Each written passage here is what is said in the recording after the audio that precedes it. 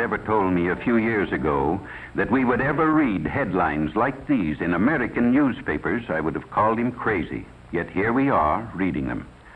In the middle of the 20th century, in the United States of America, hundreds and hundreds of teenage boys and girls are becoming hopeless dope addicts every year. It's fantastic, it's unbelievable, and it's terrible, but it's true. The government maintains 2 hospitals just to treat drug addicts at Lexington, Kentucky, and Fort Worth, Texas. It used to be a rare thing for a juvenile to be admitted, but look at these recent figures. And remember, these are only confirmed addicts who have come to the attention of federal authorities. How many others are still only occasional users of marijuana or heroin, morphine, or in some cases sleeping pills? It's pretty hard to estimate. But there's one sure thing. Nobody is going to stay an occasional user very long. This is one game nobody beats. If you use narcotics, before long you'll have the habit, about the hardest in the world to break. And the dope addicts say, you're hooked. Well, how does one become hooked? The simplest way to answer that is to talk to someone who has had the experience. This is the home of Mr. and Mrs. Walter Howard. They just got their teenage daughter back after a 6-month nightmare that even Edgar Allan Poe couldn't have improved on. Mrs. Howard agrees to let us talk to her daughter, Phyllis, when we explain that we could use her case to help others avoid the same mistakes.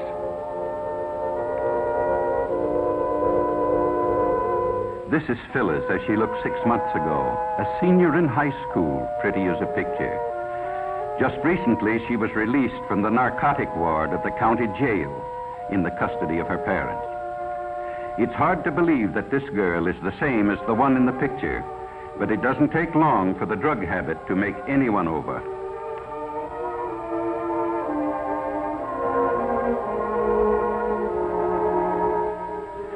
Phyllis wasn't anxious to talk about her experiences with dope, but she could see how her story might be used to help others, and she began to talk.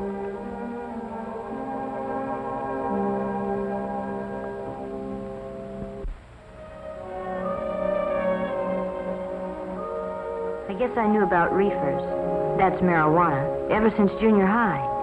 Some of the boys smoked them, the ones who couldn't get along, who were afraid of everything.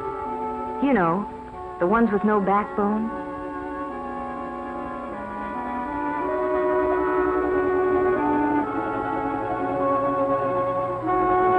In high school, my girlfriend Ann and I went around with Jim and Bob. They both smoked pot. That's jive talk for marijuana. And after a while, Ann and I got so that we did, too.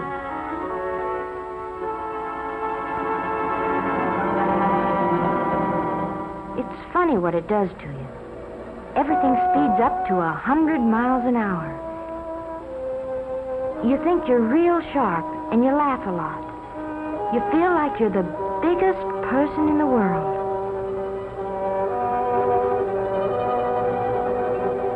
But I didn't feel so good when I came home high that night. My dad knew something was wrong, but he didn't know what. Mother was sure her daughter would never do anything bad.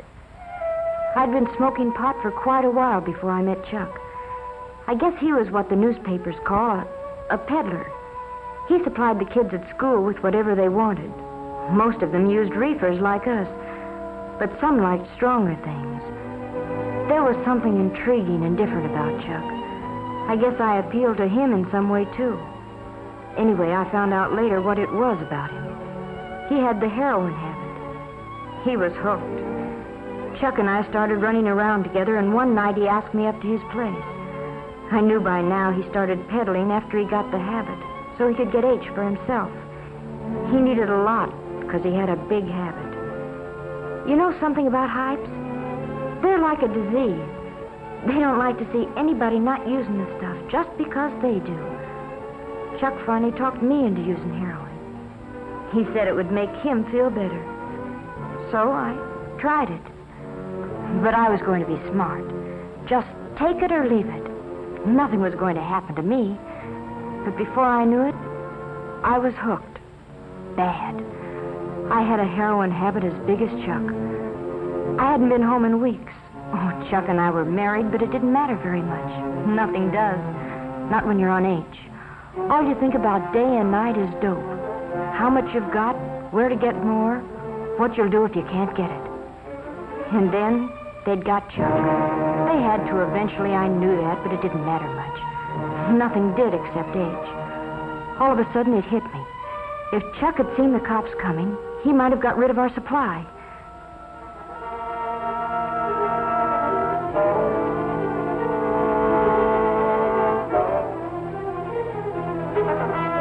That's what happened. Chuck got rid of everything. Probably in the garbage disposal. Oh, that's a favorite trick of Hype's when they're going to be arrested. But it left me in an awful spot. I needed a fix bad. So bad I didn't care whether I lived or died. And I didn't know whether I'd ever get another cap.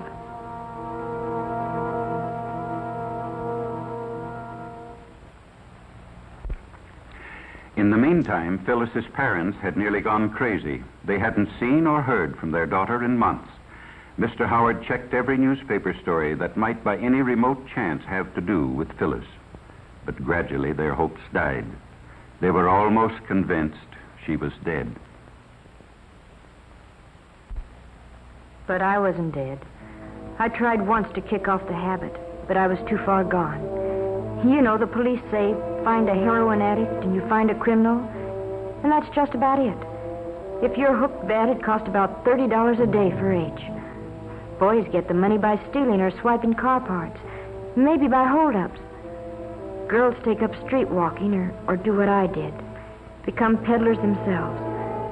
When Chuck went to jail, I used his contacts and peddled dope myself. Sure, I knew it was wrong, but when you're hooked, you can't help yourself. They got me eventually, too, just like they did Chuck. And when I was arrested, I was almost glad. I told them I wanted help. I wanted to try and kick it off. It was horrible. 5 days, and I didn't care whether I lived or died. It feels like your skin is being torn right off you, and then you ache all over and get sick and you can't breathe. Your nose runs and you have a high fever, and then you pass out, but when you wake up, it starts all over again. 5 days. But I was lucky. I kicked it off, and I've never used dope since. Maybe what happened to me will keep it from happening to somebody else. Or I don't even want to talk about it. And all I hope is that someday I can forget it. Well, that's Phyllis's story. In the United States of America, 20th century. Unbelievable, isn't it, that such things can happen? Phyllis's case is typical. Most teenagers start off with marijuana. Then they decide to see if heroin has any kick.